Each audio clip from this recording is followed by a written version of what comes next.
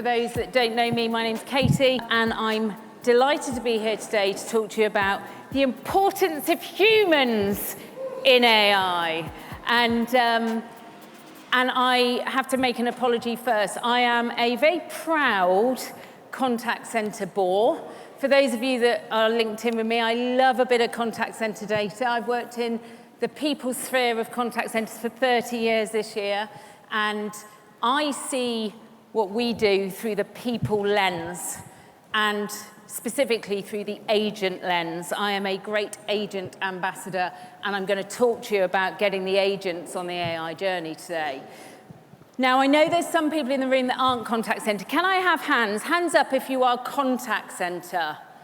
Oh, thank goodness.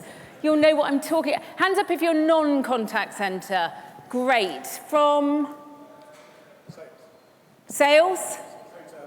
Hotels, great. Well, you'll definitely be able to relate because you nick a load of our good staff. So so I'm not worried about that. And I apologize now if this is a bit contact center centric. I'll try not to be, but people are people, right? So, where am I pointing this to? God, I'm old.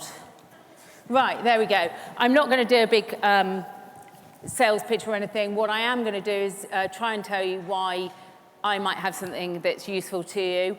And that is because my general day job is proudly running Red, which is a large contact center, UK contact center recruitment company that I set up 25 years ago this year.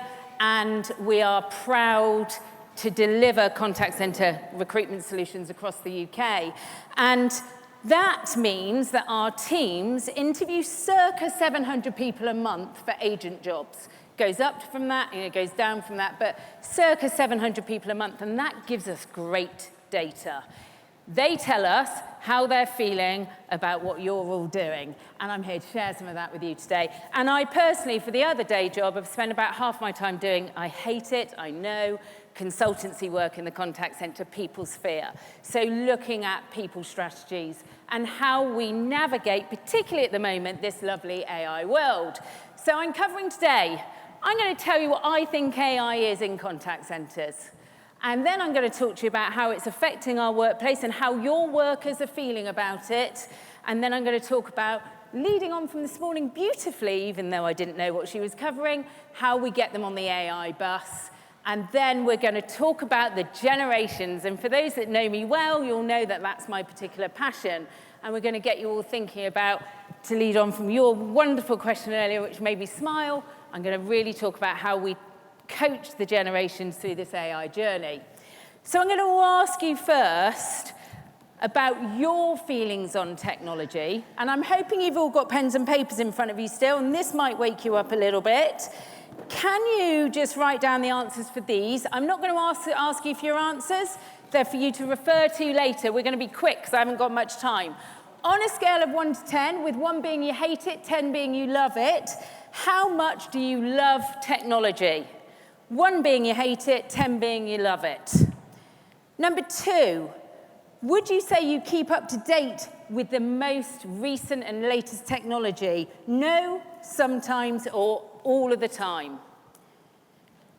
Number 3, on a scale of 1 to 10, how worried are you that your job is at risk because of AI, with 1 being not at all worried and 10 being really worried? Number 4, how do you like to be trained on new tech in the workplace? 1-to-1, in a group, or self-learning virtually? Next one, on a scale of 1 to 10, how good are you with technology? 1 being I'm terrible, 10 being I'm amazing. And this will give away your age. The next question, what's your favorite app? That's how I'm going to tell what generation you're from, by the way. If you put Facebook down, you're definitely as old as I am. And the final question, are you responsible for setting up tech in your car or your home? Or is it your child, probably? I just want you to think about that when we go through later. Right, let's set the scene. AI. Does anyone want to hazard a really quick guess at what the definition of AI is? because you're all at an AI conference. I'm going to pick on those I know in a minute. No, what? Right, if you're as boring as I am and you look at the Oxford English Dictionary of business terms, it's computer systems that can perform tasks typically associated with human intelligence, learning or decision-making. Frightening, hey? That's quite frightening for people in the workplace, particularly in customer service, where we know that AI can do a lot of our roles. It's not so frightening when I realise I use most of it every day.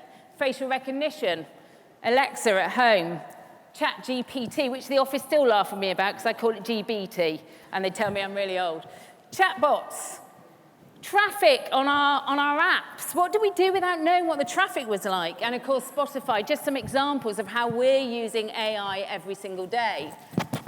So as leaders, we are all at the moment talking about AI, but we can't actually define what it is half the time.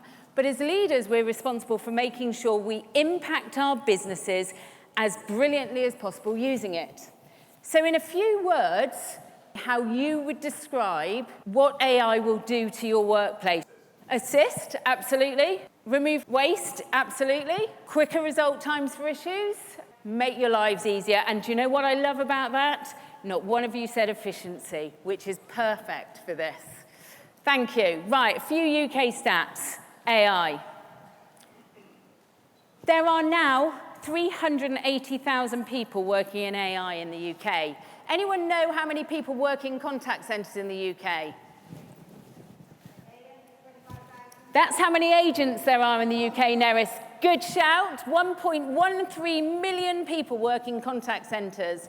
That stat is from last year, UK Government Office, Office of National Statistics.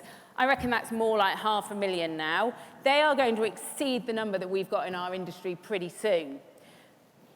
AI contributes £8.1 billion to the UK economy. That's impressive, right? How much do contact centres contribute to the UK economy? £3.2 billion. We are a massive economy, contact centres. We should be proud of it. AI contributes that.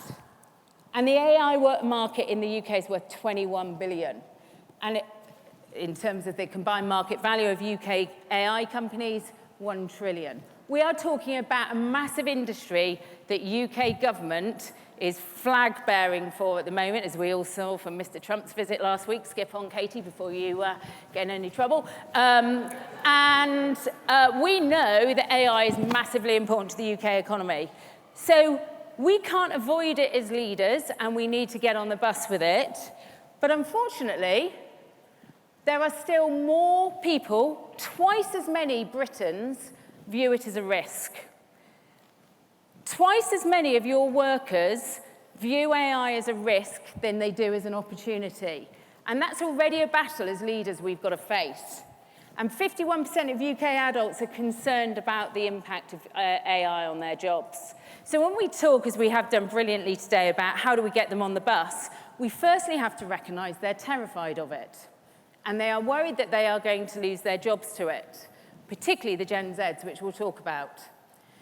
And that's leading union leaders even to say, actually, we need to stop here and we need to do something about it. And of course, we've got calls for regulation and everything else. Why have we got such tension in the workplace about AI when we all know we use it brilliantly every day? Well, it's our friends in the press, isn't it? So if you Google AI in the workplace, you get all the headlines about the Trump announcements about investment, and then you get this. Is your job safe? Losing your jobs to bots, and just absolute negative headlines. That's all we're being plied with. It's certainly all that we're seeing on social media at the moment. So it's no wonder we're frightened of it, right? So we have to remind ourselves, and here's where I start protecting our humans in our industry, there is stuff AI can't do.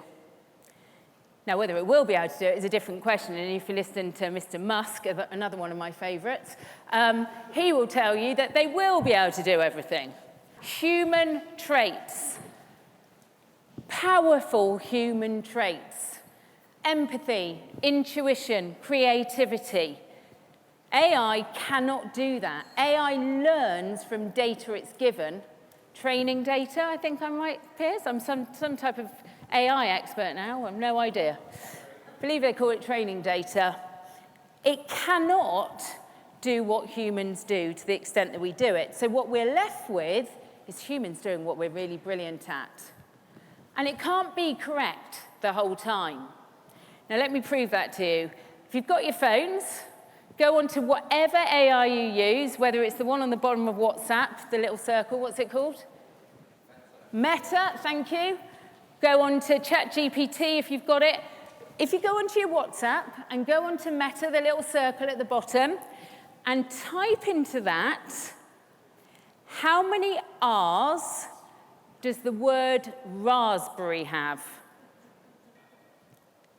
How many R's does the word raspberry have? Someone tell me.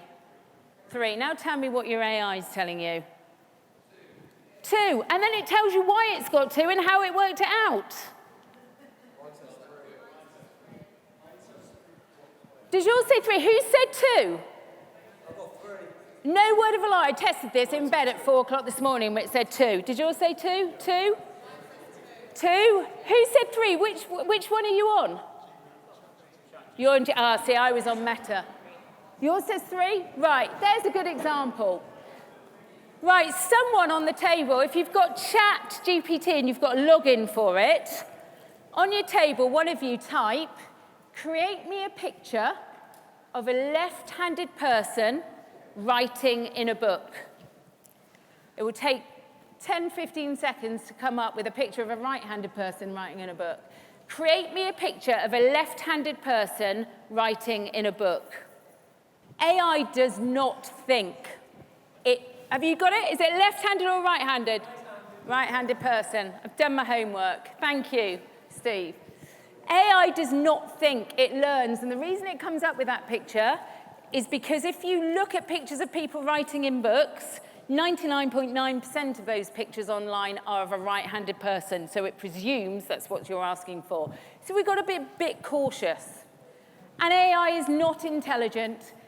It's based on an encyclopedia of training data, and it repeats what it's seen. By the way, I'm a massive AI fan, and AI is super important to our agents. I'm the biggest advocate for investing in AI for our agents before Centrical start to panic. But we do need to know its limitations.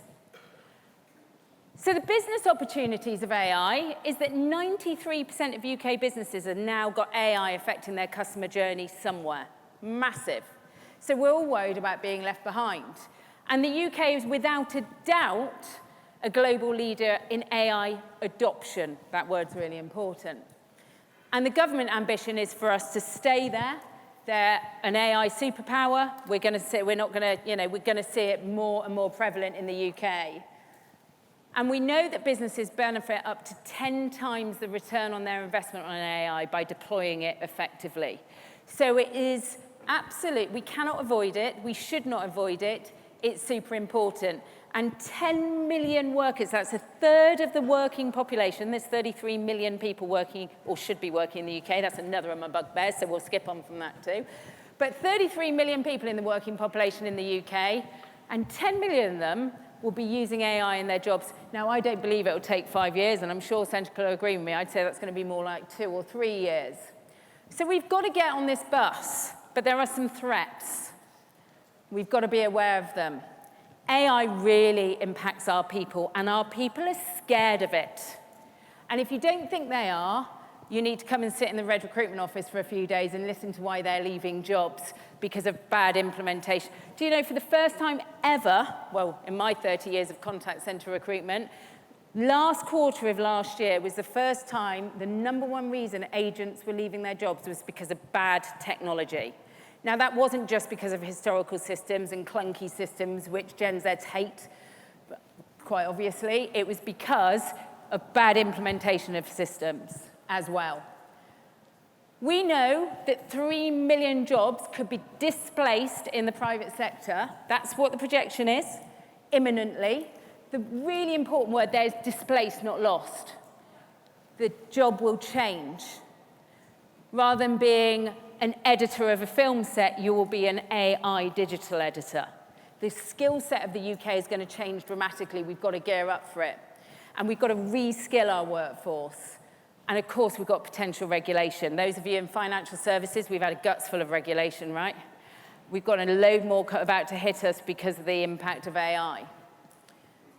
So, scary stuff for leaders and scary stuff for your staff. And we need to start asking agents, frontline workers in service, how are you feeling about this AI coming in? How can our AI support you?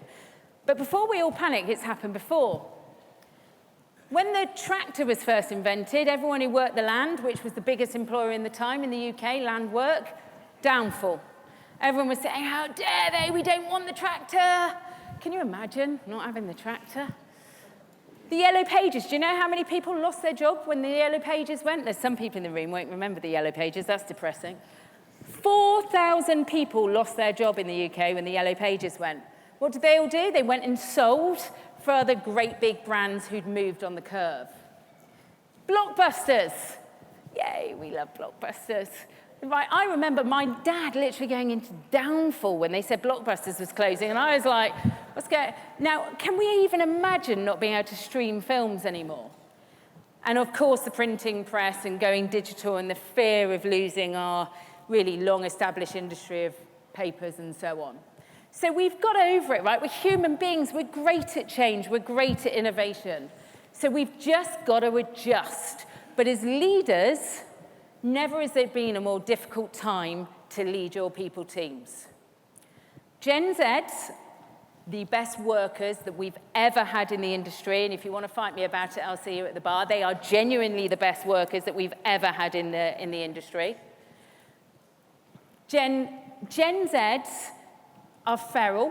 They're all behaving badly for your contact centers because they're nothing like you. They're hardwired totally differently. You've got a macroeconomic climate that none of you can guess what's going to happen. Wouldn't we all love to? Idiots running the world, but I'll skip on. No, I've got to stop. My team don't let me out to speak because they know I'll lose all of our business by being too opinionated. And of course, we've now got technology sending us into absolute swirls of chaos. So it's a really, really difficult time to manage. What we've got to remember is that AI improves us. We've got to get this message over, particularly for people in contact centers. The best example I can give you to this, for when I train teams, I am sure that before I finish my career, which isn't long, unfortunately, we will not be able to believe that there used to be secretaries that had to sit in meeting rooms to take minutes using shorthand. And I vividly remember doing that when I first moved into my work. That seems ridiculous, doesn't it? And that's where we're quickly moving to now, in that AI is brilliantly stripping out all the stuff that's a pain for our contact center agents and leaving us to give the really high-value human touch, the deeper human elements that really matter to your customers and really make a difference to them. But your leadership determines that you spend that money in the right place to make a difference to the customer. Now, I also fall down the TikTok rabbit hole. That's another indication that I'm a Gen X, that I think I'm funky because I can use TikTok. But this video, I'm only going to show you this one because I'm going to run out of time. But this, for me, for anyone who's thinking, I'm scared of AI in contact centers, this, for me, shows us why it's so important. I'm really hoping we can hear this sound.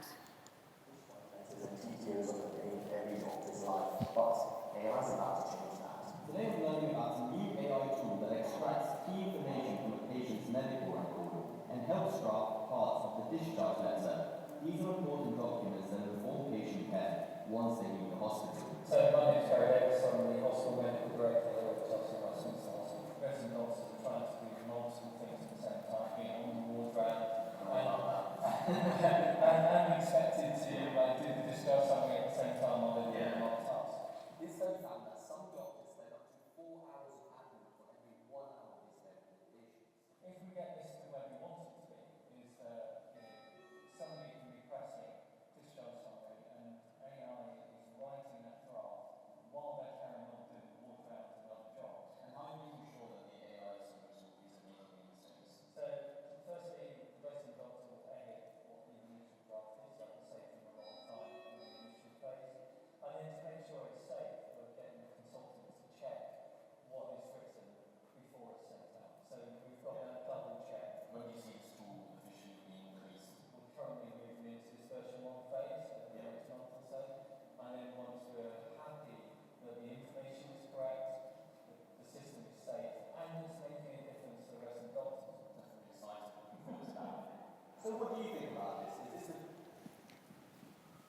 that, for me, if we displace that into contact centres, is so powerful that our agents, we never employed them to be great at doing wrap-up, and we never employed hospitality people to be great at doing the booking the appointments or booking the rooms. We employed them to be great with our human customers.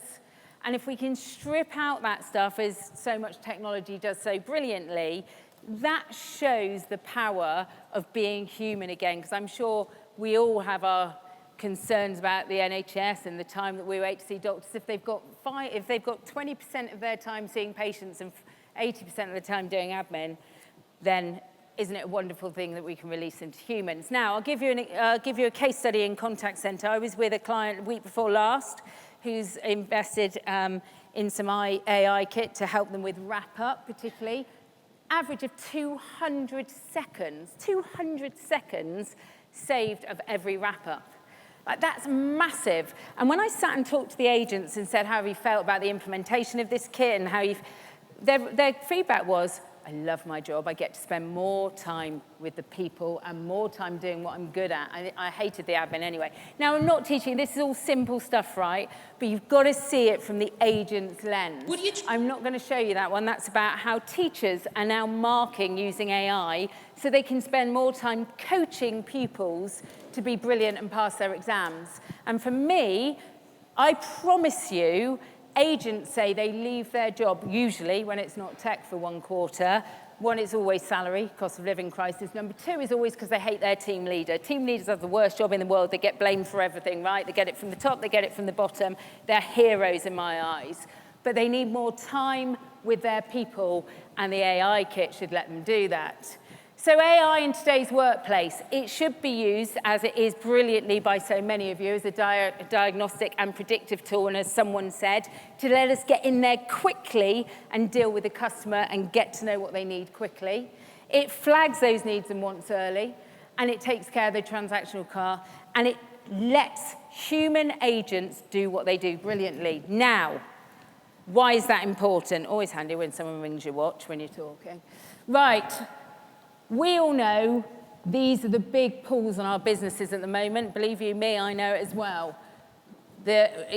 All the economic troubles, all the geopolitical troubles, everyone's stripping out cost. AI and the investment in that allows us to get back to human great service. Now, why that's important, I'm going to show you the data on in 1 second, but bear with me because you've got to be cautious. I talk and I do a lot of consultancy on people. When people are implementing AI, I go in and talk to them about how the generations are going to react to it. And I hear around the table all the time, the AI is going to make us more efficient. The AI is going to take a load of time out. We can deal with more stuff, da, da, da, da. It's not a tool to just improve your efficiencies. It's a tool to give your people time back to improve your CSAT, in my eyes. It will help efficiency, but more so, it will give you a great return on your brilliant agent's investment. And it gives us time to go deeper into customer conversations. Now, I'm going to disagree slightly with one of the earlier speakers, not you, Paula. I wouldn't dare. You're too close. I think kindness and politeness does make a difference. I've seen the stats in contact center. And that going back to spending a little time with our customers and adding the niceties does make a difference to CSAT. And AI allows us to do that. And it takes some of that pressure off the agents who aren't having to do the diagnostic work. Now, why would we want agents to give better service? Why would we invest all this just so agents can do better? Because customers say they will spend with your brand and they will stay with your brand if they trust your brand. And do you know what creates trust in a brand? Customers will tell you it's the human touch, which is why there's many of you in the room, I'm sure, talk about we've got human agents, you're not talking to a bot, or do you want to talk to a human? No problem, because it improves the trust. And trust has the strongest correlation with CSAT of all the 26 measures of CSAT. And humans create the trust. Still, it might be different in 20 years' time, but right now it's the humans that give your brand the trust.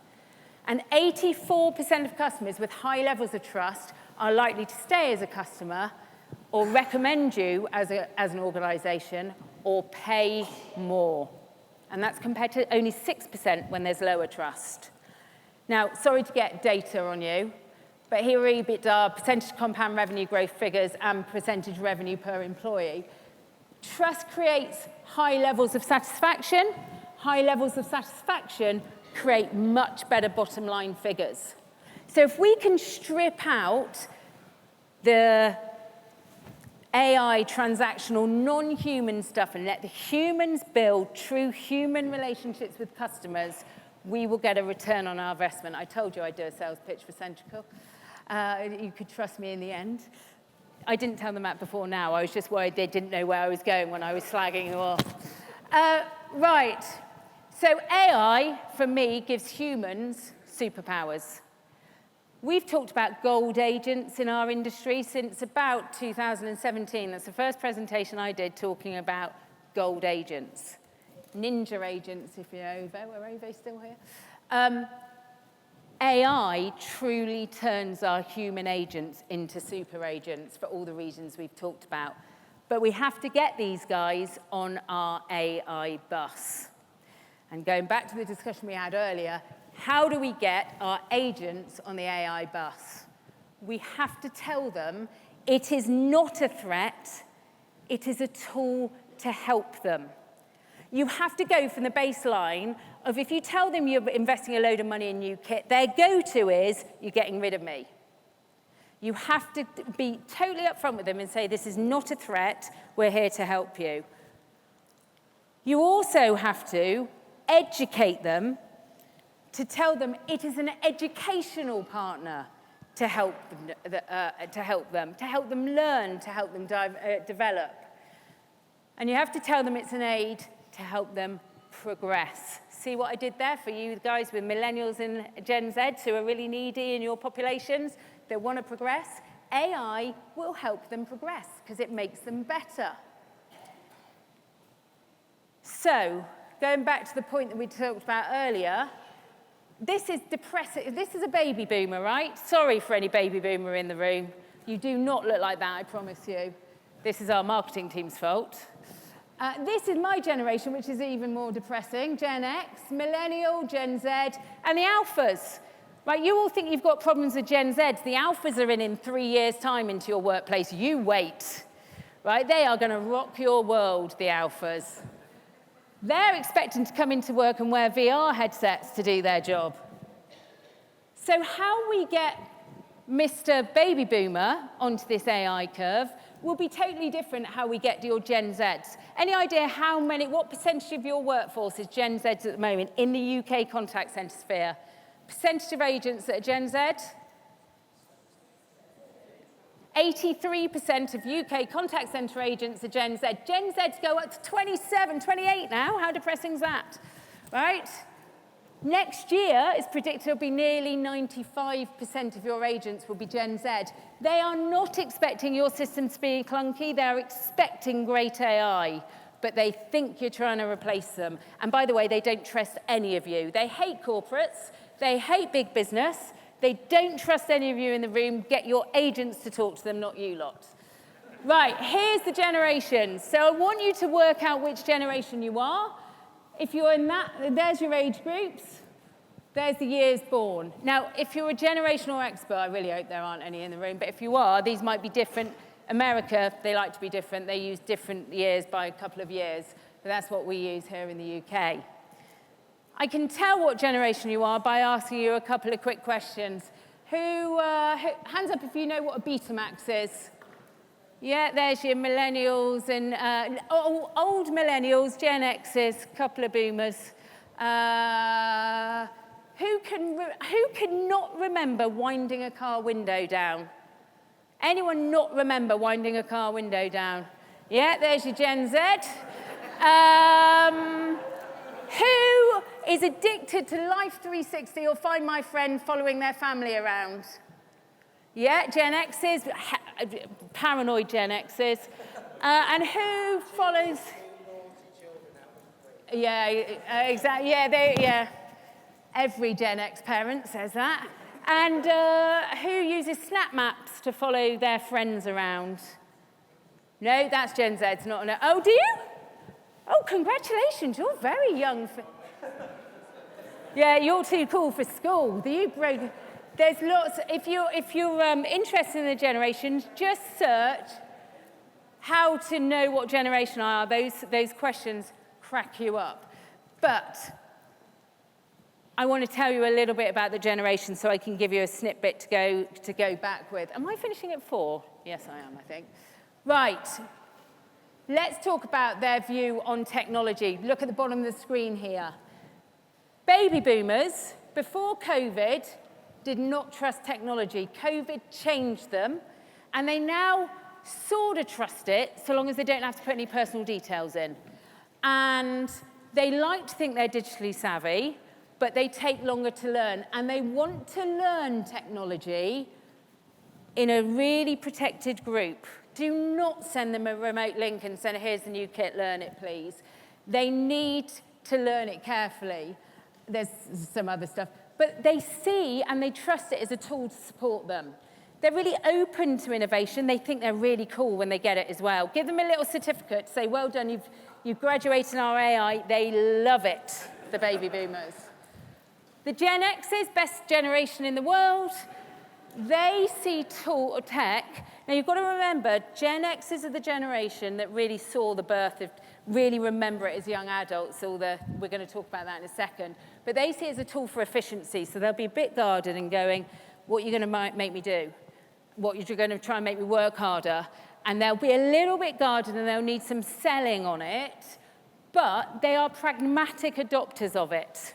So as long as you communicate it well, it's a tool to help them, they'll be fine. And again, they'll think they're funky when they've sorted it. Right, here's the most annoying generation. And this is the majority of the team leader population in the UK, about 80% of our team leaders. Right, millennials, narcissistic bunch. They think tech is they think they're so clear, Vipers. They think they're so great at tech because they can remember it as young adults getting Wi-Fi for the first time and going from dial-up to broadband. They think they're like really technical. They're not, they're savvy, but they remember a world without it. They remember dial-up. They remember huddling around one games console rather than playing with their mates virtually. So they're going to be the cocksure ones that walk in going, yeah, I'm going to learn this AI, and fall flat on their face when the Gen Z next to them picks it up and they've got it much quicker. So they'll run before they can walk with it, and they need a little bit of pulling back when you're training them on AI, but they'll be confident in the training room. They also like training as teams. They love a bit of teamwork. Didn't we hate that as Xers? We had to put team bonuses in, all of that shenanigans. Xers don't do all that. They love a bit of team. Train them as teams as millennials, and you'll get the best out of them. And then finally, the best generation in contact centers, the Gen Zs, they are truly digital natives. They can't remember a world without tech. They will be the people that you should get to train your tech, because they will pick it up and run with it faster than anyone else you've got in the center. They'll also find where it should be better. Right, by the way, Gen Zs don't like team. They don't like being targeted as a team. They want their targets to be individual. They're not up for this team stuff. Team games, they'll get involved. They like a bit of camaraderie. They want to work in the offices. But do not target them as a team. Target them as an individual. Excuse me, blowing my nose. So, how you train your teams should be carefully constructed against the generation of teams you've got. Why should it be carefully worked out? That is because millennials and Gen Zs are the most concerned generations that you're trying to take their jobs, and they're the most of your workforce in contact center. Why would Gen Zs, who are so digitally savvy, be worried? Well, they've got their whole career ahead of them, right? They're thinking in 10 years' time, is anyone going to have a job? They're naturally going to be scared about it. They also understand it enough. I've got my head in the sand, right? They understand it enough to be worried. Baby boomers and Xers, they're much more hesitant to embrace AI, but they're less worried about losing their job to it, probably because they're getting closer to the end of their careers than the Gen Xers, right? The Gen Zers, right? So they're less worried about it, and they will embrace it. So they're probably the slightly easier ones. But again, I'll reiterate, get the Gen Zs to train them. There's your statistics on who is extremely worried. Zs, millennials, do not just go out saying you're a Gen Z, you must be really excited about this tech. No, they're not, they're scared they're gonna lose their job. You need to tell them the why. So just don't forget the anxiety. Really quickly, because I'm gonna run out of time, this should show you how tech savvy the generations are. This is a timeline of an Xer from an average Xer born in 1977, when they were 1 to when they were 19. Believe it or not, 1977, the first ever Apple computer. If you haven't seen the film, watch it, it's really interesting. Obviously, slightly different to where we are now. Invention of the CD, the Walkman, first ever Windows 1.0, right? So we spent, as Xers, our early childhoods, no idea of tech. We thought we were really cool. That's the first ever mobile phone that could fit in a pocket, right? So an Xer is seeing technology completely different to a millennial who, when they were born, just a few years later, the World Wide Web was born. Now, it wasn't until 2006, more homes than not had broadband. So still, the millennials, in 2006, they were young adults when most houses had broadband. So they are not as technically gifted as these Zs. They've just learned it quickly because they were young adults ready to embrace it when all this tech came out. 3G, Facebook, MySpace, all the rest of it you can see, Wikipedia, Netflix, that's when the world changed, right? Mr. Jobs, absolute, brilliant, but changed the world. And then here we go, here's your Zs. They were born post-Poor Guys, post-social media, literally born into technology, and I know I talk about it, but on Maslow's hierarchy of needs, having their mobile with them is as important to them as water, air, food, and sex. And I said yesterday to someone, I'm 51 years old and I can't say sex without blushing, but it is as important to them as air having their mobile with them. They are going to embrace your AI, but they're going to be damn worried about it. I'm going to really quickly show you this because I know I'm out of time, but this is, if you TikTok and just search young people with AI, students with AI, this is a student telling university students how they should use their AI. Here are 5 AI tools you need for a student. Each one of these tools are for a different category, so listen up. Number 1 is for writing, and we've got Quillbot. So Quillbot is an AI tool that rewrites your writing and restructures your sentences, making them sound more fluent and more natural. For number 2, we've got presentation. The tool we're going to use is Beautiful AI. This tool will transform your raw content ideas into professional-looking slides. All you have to do is just write what you want to say, and Beautiful AI will just do the rest. For number 3, we have information, and the tool we're going to use for this is Perplexity AI. This AI retrieves relevant information from the internet, giving you specific and accurate answers to your questions, as it acts more like a smart engine rather than a conversation engine, just like ChatGPT. For number 4, we have resources, and the tool used for this is StudyFetch. This AI searches through many educational resources to find and organize the best materials tailored to your subject. For number 5, we have design, and the tools we use for this is Wizard. This AI tool can transform hand-drawn sketches, screenshots, and text prompts into digital professional design. I'm going to skip on. That shows you the kids coming out of education now will not do anything themselves. They will expect the AI to do everything for them apart from the creative thinking. So to come into a workplace where we think we're suddenly really funky going, hey, we've got you this AI tool, and they're going to go, hang on, I've been using this since it's literally written my dissertation for me and generated the... So let's not think we're as funky as we do, but let's tell them why we're using it to help them. Right, I'm going to skip on. These are my top tips then for getting your generations on the bus. Instill the trust first. Recognize the concern. The first thing you do when you bring the kit is get your teams in and go, we know you're worried about this kit. Let's tell you why senior leadership are bringing it on board. It's to give you more human time and to make you brilliant. Design the solutions with frontline workers. The best solutions I see rolled out of kit is where you get your frontline teams in. They're the people who choose the kit. They're the people who tell you what they want to do. They're doing the job. They're amazing. Gen Zs will be much better at doing that than any of your senior leadership teams. Redefine your performance management. That's probably the biggest one here, guys, in that Gen Zs and humans generally want to be performance managed on positive things. So measure their human traits, the things they're brilliant at. Intuition, empathy, creativity. Let's not worry about the wrap-up that the AI can do, all of that stuff. Workers gravitate to positive performance management, not the negative, going right back to this morning's talk. Zeds are probably your best people to train the AI. And please seek feedback when you're putting it in. Get your Zeds in a room, all your millennials and your boomers, and say, right, tell me how you found it. So change the narrative, leaders. Address the threat. Words and thoughts have power. Stop the negative headlines.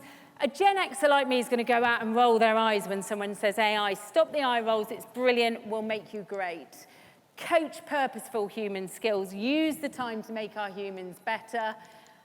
It's a springboard to make them brilliant. And the last thing I'll say is stay curious, stay creative, stay human. Your agents are amazing. Embrace them.